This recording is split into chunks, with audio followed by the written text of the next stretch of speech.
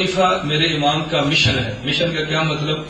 کبھی اللہ رب العزت کسی بندے کے نام کو پردہ خفا میں رکھتے ہیں، مشن کو اجاگر کرتے ہیں۔ صحابہ کرام رضی اللہ عنہم مجمعین میں سے نبوت نے کلمہ پیش کیا، سب سے پہلے جس نے قبول کیا عبداللہ ہے۔ حضور ہجرت فرمائی، نبی کے ساتھ سب سے پہلے ہجرت کرنے والا عبداللہ ہے۔ نبی نے باقرہ بیٹے نکاح کے لیے عورت مانگی ہے، پہل کرنے والے حضرت عبداللہ ہے۔ حضور بدر میں گئے ہیں، پہل کرنے والے عبداللہ ہے۔ حضور احد میں گئے ہیں، پہل کرنے والے عبداللہ ہے۔ دولت مانگی ہے، ساری دولت دینے میں پہل کرنے والے عبداللہ ہے۔ حضور غار میں گئے ہیں، پہل کرنے والے عبداللہ ہے۔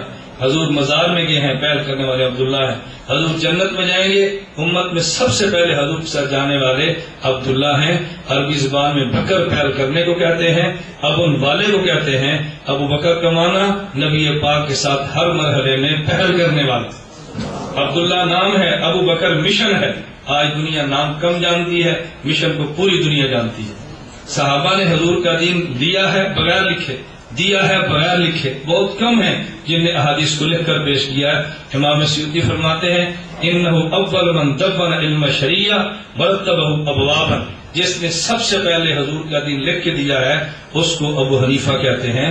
حنیفہ دین حنیف ہے، اب ان کا معنی دین حنیف والا، دین حنیف کو لینے والا اور پیش کرنے والا ابو بکر ہے، اور لکھ کر دینے والا امام اعظم ابو حنیفہ ہے۔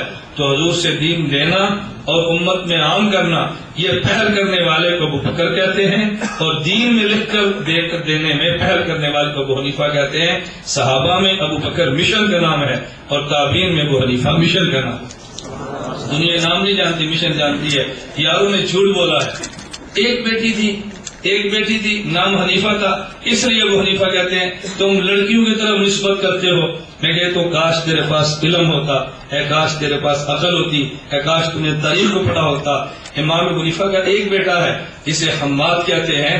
ابو حنیفہ کی کنیت یہ نسبی نہیں وصفی ہے، نسبی کنیت اور ہوتی ہے، وصفی اور ہوتی ہے۔ کیوں میرے امام پہ جھوٹ بولتے ہو؟ اعتراض جہالت کا کر لیتے، امام پر اعتراض نہ کرتے۔ حضرت امام